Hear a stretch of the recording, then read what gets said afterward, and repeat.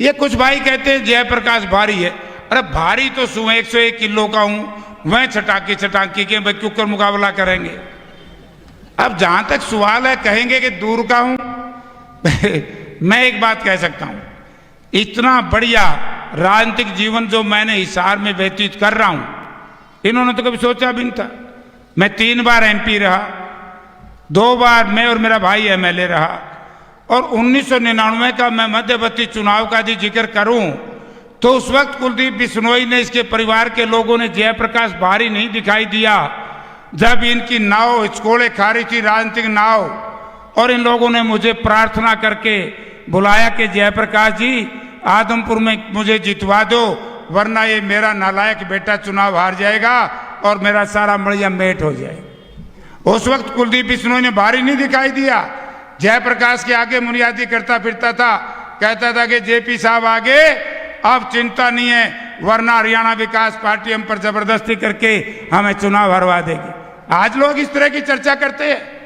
जयप्रकाश 9 वर्ष तक कांग्रेस पार्टी का अध्यक्ष रहा, हमने इस इलाके की सेवा की है।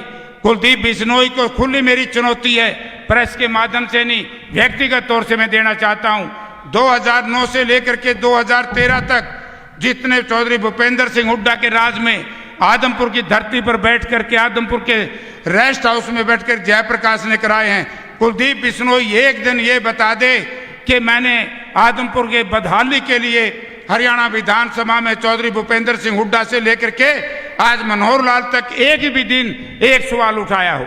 आज वो जयप्रकाश के खिलाफ इस तरह की चर्चाएं करते हैं, जिनका दामन पाक साहब तो रहा। एक कहावत है कि छाछ तो बोले छलनी का के बोले, दिन में 376 को जिस व्यक्ति की वजह से, जिस कुलदीप बिश्नोई और इसके परिवार की वजह से आज आदमपुर में बदहाली है, तो आदमपुर की बदहाली का जिम्मेवार आदमपुर विधानसभा क्षेत्र के लोगों केवल कुलदीप बिश्नोई इसका परिवार है, दूसरा कोई व्यक्ति नहीं है। कुलदीप बिश्नोई ने जहां कांग्रेस पार्टी के साथ विश्वासघात किया, वहां किसी भय, डर और प्रलोभन की वजह से आदमपुर विधानसभा क्षेत्र के स्वाभिमान को भारतीय जनता पार्टी के चरणों में गिरवी रखने का काम किया।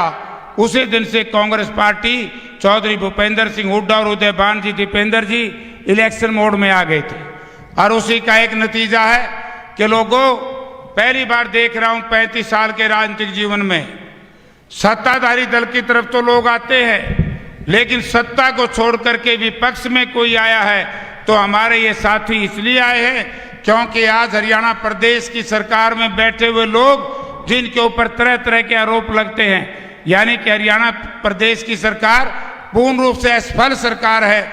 आज हरियाणा प्रदेश में मुख्यमंत्री से लेकर के संतरी तक किसी की कोई हैसियत ब्यूरोक्रेसी ने छोड़ी नहीं।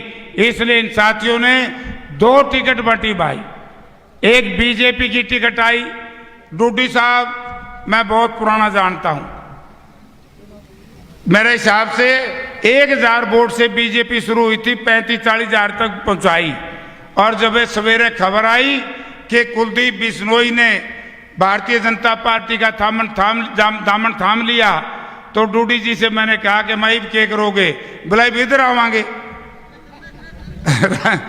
रातों रात ये साथी भारतीय जनता पार्टी को छोड़ करके लांबा जी, रोनालिया साहब यहीं होंगे, हनुमान जी, और हमारे आम आदमी पार्टी की फिर बात आई तो हमारे सब साथी शर्मा जी, इनके सहयोगी गुड़वाल साहब ये छोड़ गए।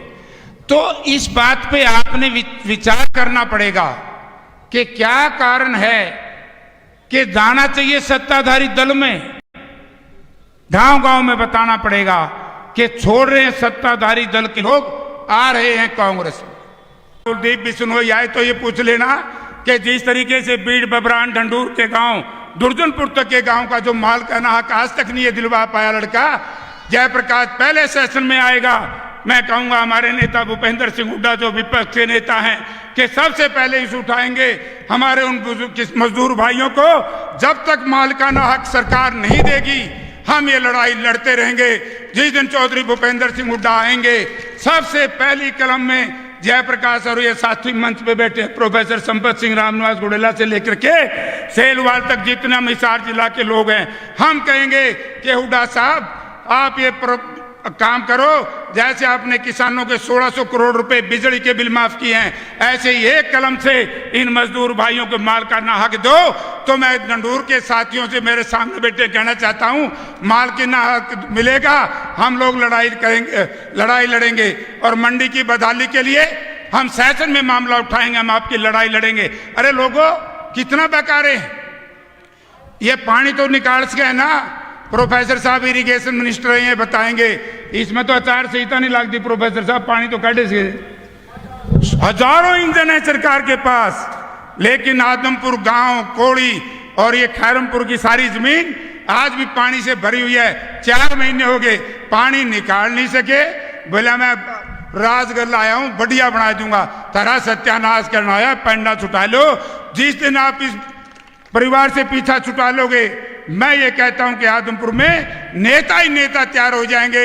आदमपुर की बदहाली की बजाय आदमपुर की खुशहाली की शिलान्यास किया जाएगा।